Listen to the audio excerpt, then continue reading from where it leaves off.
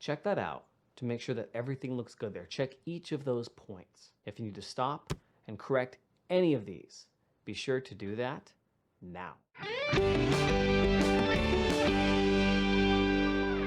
We're focusing just on right hand technique. Here's how it's going to go. I'm going to show you the exercise as it should be played. I'll show you a 2-finger version and I'll also show you a 3-finger version. You can choose to play one or the other, or you can play them both if you want.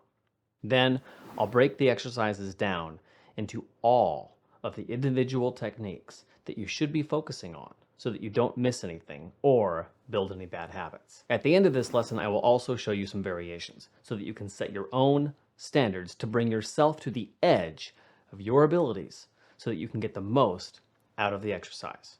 Okay, get your bass, get tuned up, get plugged in, because we are starting right now. Okay, here's the exercise. We're going to play each string 8 times, from low to high, starting with the E, ending on the G.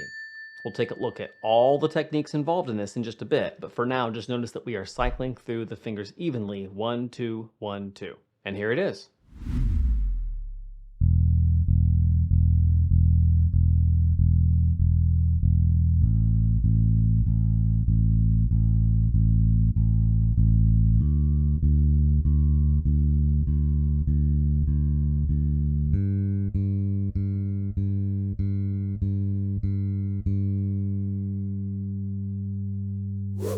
And here's the 3-finger version. I like cycling 3, 2, 1, 3, 2, 1, so that's how I'll do this one.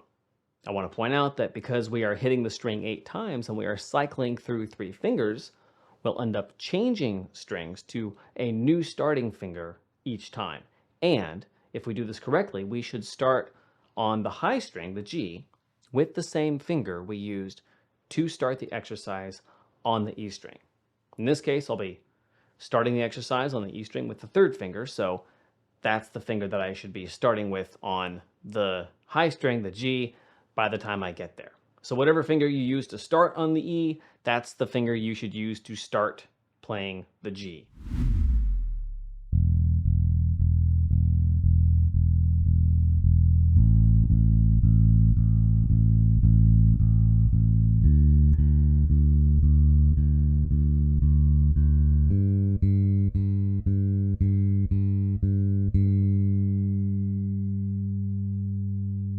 So those are the basic exercises in the 2-finger version and the 3-finger version.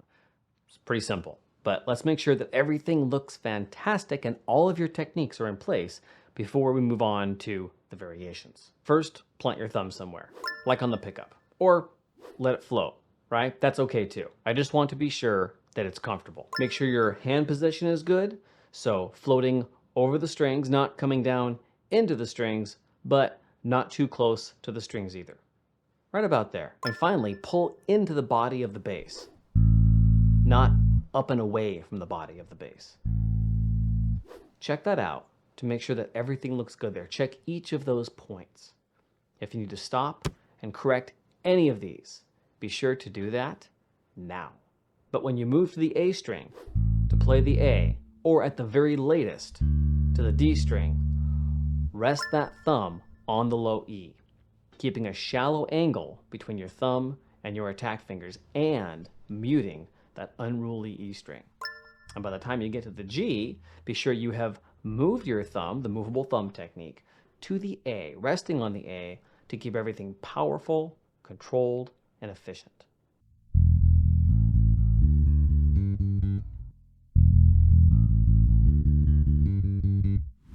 I'm going to run this again, but this time using my technique filter, going right up to the edge of my abilities, but not passing my abilities in a way that sacrifices my technique. I'm not trying to keep a steady tempo or rhythm, I'm just focusing on the technique. That's my standard. Okay, so I'm going to put my thumb on the pickup here. I'm going to go ahead and play this string 8 times. I've got my hand in a good position and I'm going to pull into the bass to do that. I'm going to alternate 1, 2, 1, 2, 1, 2, 1, 2. Fantastic. Now I'm going to play the A string. And I'll just leave my thumb here for now. 1, 2, 1, 2, 1, 2, 1, 2.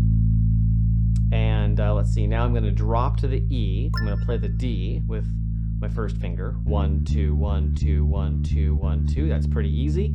Now I'm going to drop to the A, movable thumb, and I'm going to play the G.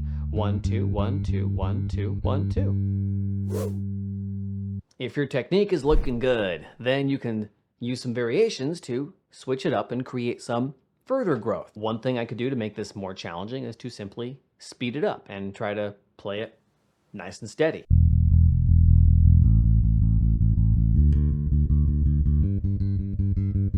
I could also just start on a different finger. If I was always starting with the first finger in the 2-finger version, I could start with the 2-finger with the second finger.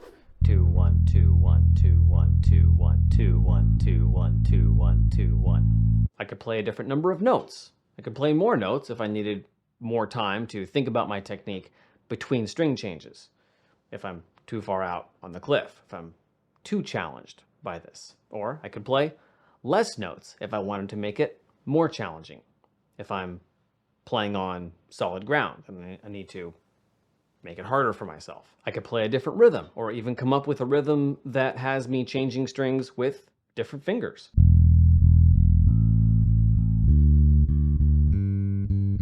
In this case, I'm changing the finger that I'm using to change strings, going from 1 and back and forth 1 to 2. I want to remind you that the idea of finger cycling is we're more or less using all of the fingers more or less evenly. So even though I was talking about what finger you're leading with and what finger you're ending up with on various strings, it's really not that important.